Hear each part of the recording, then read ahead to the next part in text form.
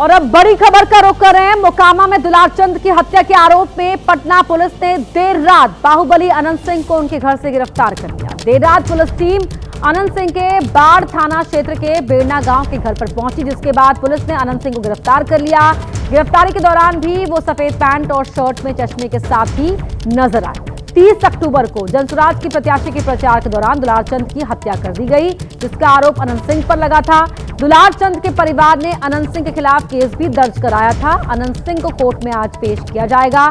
3 अब तक गिरफ्तार हुए हैं अनंत सिंह और साथ ही 2 और साथी भी अनंत सिंह के गिरफ्त में देर रात लिए गए। इन तस्वीरों में आप देख रहे हैं जब पटना पुलिस उन्हें गिरफ्तार करने के बाद वहां से ले जाती हुई नजर आ रही है। ये 2 तस्वीरें आपके टीवी स्क्रीन पर हैं। 30 अक्टूबर को जब दुलारचंद की हत्या कर दी गई, यहाँ पर अनंत सिंह का काफिला गुजरा और उसके सामने ही जनसुराज पार्टी के प्रत्याशी का काफिला भी गुजर रहा था और तभी ये वारदात हुई। और अब अनंत सिंह को पोस्टमार्टम रिपोर्ट के आधार पर गिरफ्तार किया गया है, ये कहना है बिहार के डीजीपी विनय कुमार का। और आज उन्हें कोर्ट में पेश किया जाएगा और यह भी कहा जा रहा है कि पुलिस कस्टडी की मांग करेगी। अनंत सिंह और 2 साथी को गिरफ्तार कर लिया गया है। पटना के एसएसपी कार्तिकेय शर्मा ने उनकी गिरफ्तारी का ये पूरा ऑपरेशन लीड किया। 12 बजे बाढ़ के बेड़ना गांव वाले अनंत सिंह के घर पर पुलिस की टीम पहुंचती है और इस दौरान बड़ी संख्या में पुलिस के जवान भी साथ रहते हैं। एसएसपी कार्तिकेय शर्मा इस पूरे ऑपरेशन को लीड कर रहे थे और 12:25 पर यहां उन्हें लेकर पटना के लिए रवाना हो जाती है पुलिस की टीम। तो 30 अक्टूबर को दुलारचंद की हत्या के बाद उनके परिवार ने एफआईआर दर्ज कराई थी। क्रॉस एफआईआर भी अनंत सिंह की ओर से यहां पर दर्ज कराई गई, लेकिन परिवार का कहना है कि अब तक जो भी कार्रवाई इस पूरे मामले में हुई उससे वो संतुष्ट नहीं है और दुलारचंद के पोते ने अपनी जान को भी खतरा बताया था। लेकिन पुलिस का ये दावा है कि तमाम जांच करने के बाद ही यहां पर ये गिरफ्तारी हुई है और सीआईडी भी इस पूरे मामले में इन्वेस्टिगेट कर रही है। मामले में 3 लोगों की गिरफ्तारी हुई है।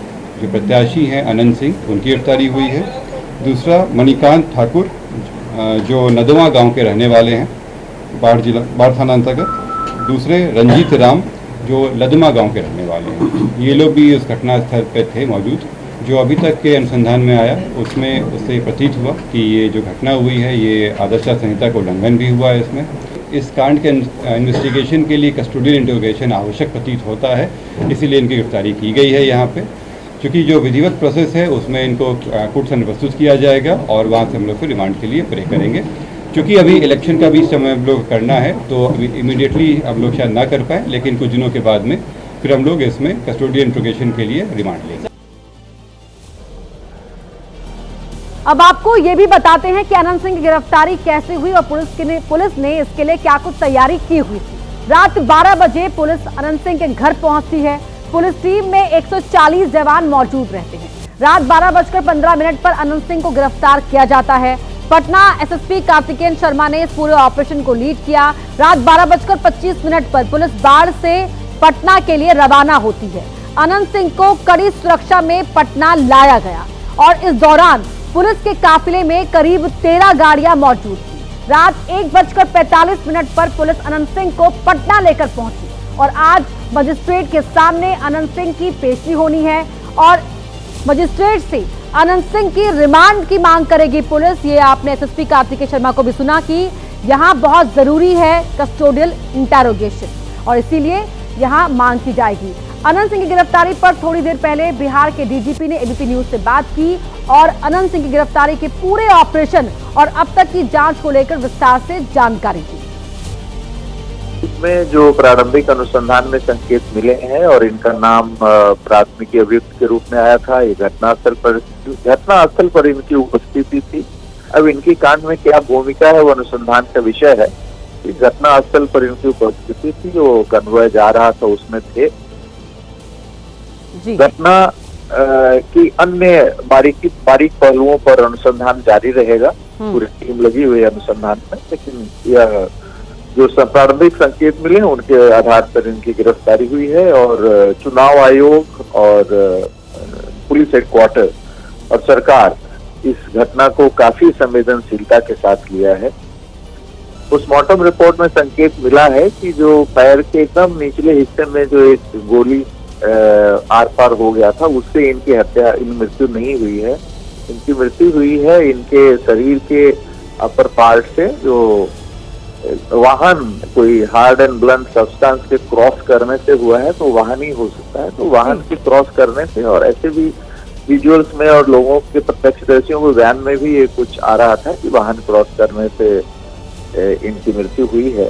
तो अब ये अनुसंधान का विषय है कि कौन सा वाहन क्रॉस किया, उस वाहन के चालक कौन थे, उस गाड़ी पे बैठे कौन थे, और ये पूरा जो कन्वॉय था, इस कन्वॉय में कौन कौन से लोग थे जो आगे क्रॉस कर गए, कौन वहां पे रुके थे, ये सभी अगरतला अनुसंधान का विषय है, बहुत बारीक अनुसंधान का विषय है। ये आने वाले दिनों में सीआईडी अनुसंधान कर रही है, सीआईडी की टीम डीआईजी की अध्यक्षता में। ये अभी प्रारंभिक संकेतों के आधार पर, प्रारंभिक साक्ष्यों के आधार पर निर्णय लिया गया था, क्योंकि ये नेम्ड एक्यूज्ड है।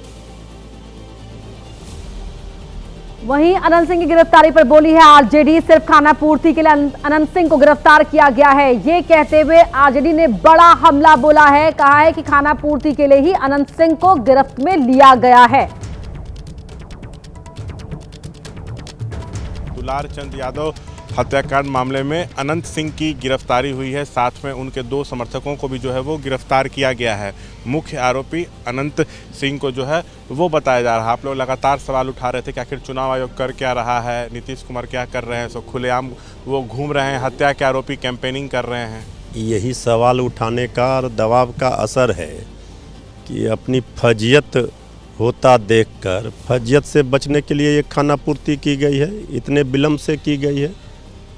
एफआईआर में नाम था, प्रचार कर रहे थे, लगातार श्री तेजस्वी यादव जी ये सवाल खड़े कर रहे थे चुनाव आयोग से, प्रशासन से। ये आखिर इस चुनाव में हत्या हुई, खून के छींटे पड़े, इसके लिए दोष कौन है? आज आदरणीय प्रधानमंत्री जी आ रहे हैं तो जंगल राज का कैसेट बजाएंगे, उनको बताना चाहिए ये गुंडा राज क्या है, ये क्या बता रहा है।